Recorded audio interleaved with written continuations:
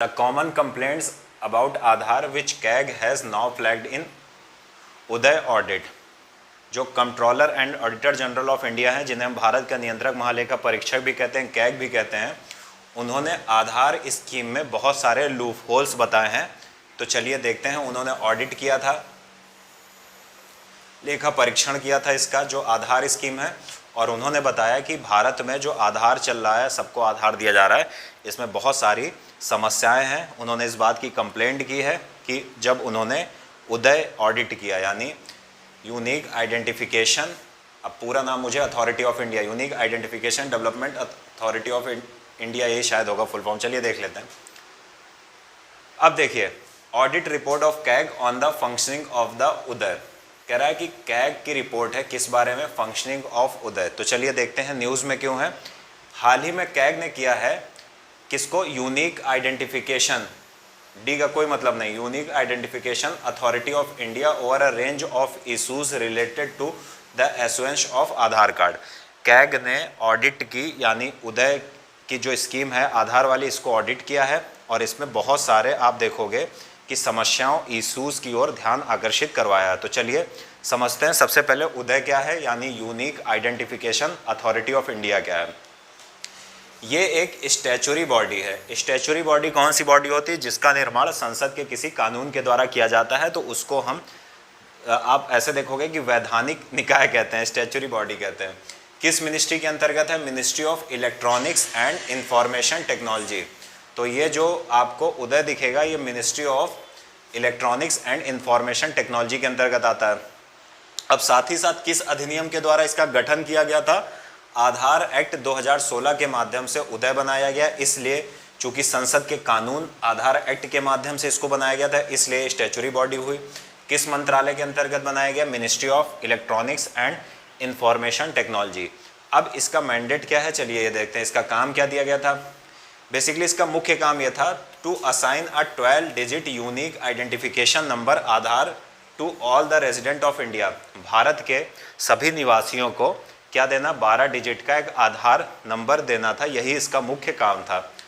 अब चलिए हम देखते हैं कि अभी कैग ने इस पूरे आधार सिस्टम में या जो उदय की ऑडिट में जो समस्याएं देखी है वो क्या है। चलिए उसको विस्तार से समझते हैं। देखिए, पहली चीज क्या कह रहा है? No documents for proof of residency.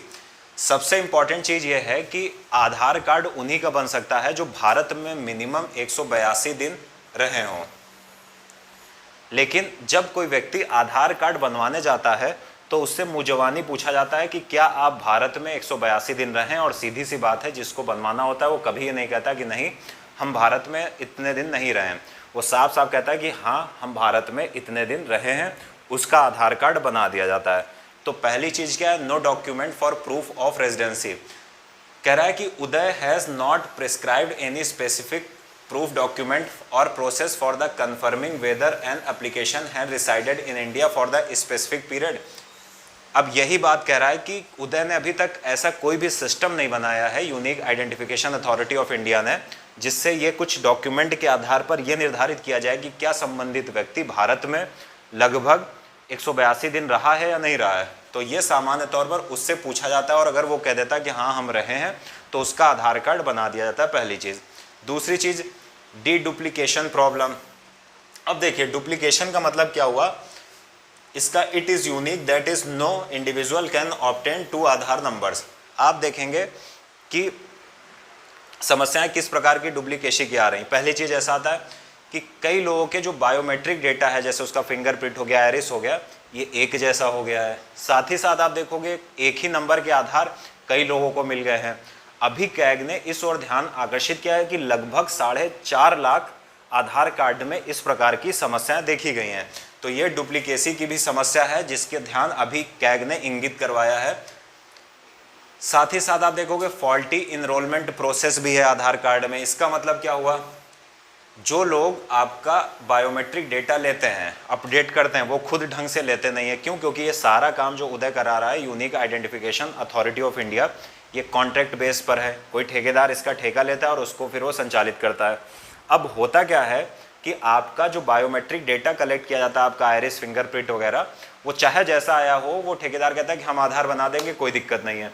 फिर जब आपका बायोमेट्रिक डेटा आप कहीं पर फंसते हैं, आपका मैच नहीं करता, तो आप फिर से क्या करते हो, फिर से क्या करोगे, फिर से जाओगे कि भैया ये कुछ काम नहीं कर रहा है। अब इस पुअर क्वालिटी का जो बायोमेट्रिक आपसे लिया गया था, इसकी रिस्पॉन्सिबिलिटी आपके ऊपर डाल दी जाती है कि आपकी दिक्कत है, आपने ढंग से नहीं दिया, कुछ इस प्रकार की बातें की जाती है। तो इसका मतलब क्या हुआ कि इसकी जो इनरोलमेंट प्रोसेस है, नामांकन प्रक्रिया है, फॉल्टी है, वो कुछ ठीक नहीं है। और दूसरी बार भी आप जाओगे तो आप कभी ऑनलाइन अपॉइंटमेंट लो तो उसमें भी अलग से फीस पड़ती है इसकी, तो इस बात पर भी फोकस करिएगा। अगली चीज़ क्या है, matching Aadhaar numbers to their actual documents. कह रहा है कि जिन लोगों को आधार नंबर्स दिए गए हैं, उनको जो डॉक्यूमेंट, जिन डॉक्यूमेंट के आधार पर आधार कार्ड बनाया गया, आधार नंबर दिया गया है, वो डॉक्यूमेंट उस कार्ड को सपोर्ट ही नहीं कर रहा है। मतलब कि जैसे एड्रेस है तो एड्रेस कहीं और का पड़ा, आधार में कुछ और पड़ा। साथ ही साथ जितने भी डॉक्यूमेंट्स हैं तो उस आधार कार्ड को बिल्कुल सपोर्ट नहीं करते हैं, तो ये भी एक समस्या है। सबसे बड़ी समस्या है बाल आधार से। बाल आधार क्या होता है, 5 साल से कम उम्र के बच्चों का जो आधार बनाया जाता है उसको हम बोलते हैं बाल आधार। अब इसमें क्या है, देखिए बाल आधार जो बनाया जाता है वो 5 साल से कम बच्चों का बनाया जाता है माता पिता के डॉक्यूमेंट के आधार पर। 5 साल के तक के बच्चे के आधार का कोई खास काम होता नहीं है।